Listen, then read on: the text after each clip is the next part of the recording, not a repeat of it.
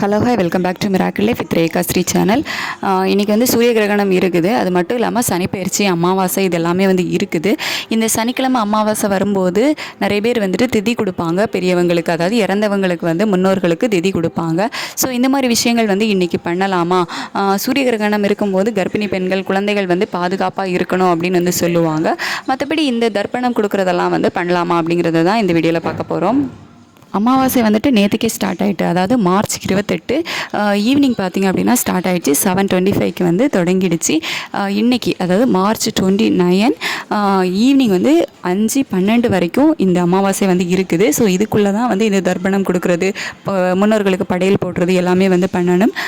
சூரிய கிரகணம் வந்து இன்றைக்கி மத்தியானம், அதாவது மார்ச் 29 மத்தியானம் 2:20 ஸ்டார்ட் ஆகி ஈவினிங்காக ஒரு 6:15 டைமில் வந்து முடியுது.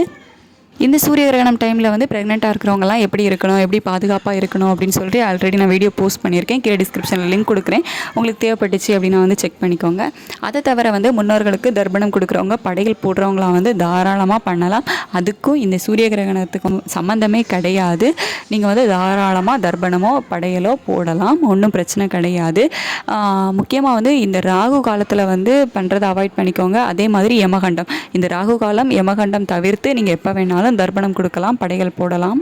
மார்ச் 29 சனிக்கிழமை ராகு காலம் எப்போ இருக்குது அப்படின்னு பார்த்தீங்கன்னா காலையில் 9 மணிலேருந்து 10:30 வரைக்கும் ராகு காலம் இருக்குது. அதே மாதிரி யமகண்டம் வந்து மத்தியானம் 1:30லேருந்து 3 மணி வரைக்கும் இருக்குது. இந்த டைமில் வந்துட்டு தர்ப்பணம் கொடுக்குறதையும் முன்னோர்களுக்கு படையல் போடுறதையும் அவாய்ட் பண்ணிக்கோங்க. தர்ப்பணம் கொடுக்குறவங்க மத்தியானம் 12 மணிக்குள்ள வந்து தர்ப்பணம் கொடுக்கலாம்.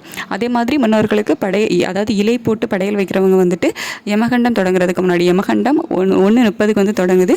ஸோ 1:25 வந்து படையல் போட்டு முடிச்சிடுங்க. ஸோ இந்த வீடியோ உங்களுக்கு யூஸ்ஃபுல்லாக இருந்திருக்கும் அப்படின்னு நினைக்கிறேன். இந்த வீடியோவில் நேரம் பொறுமையாக பார்த்ததுக்கு தேங்க்யூ ஸோ மச்.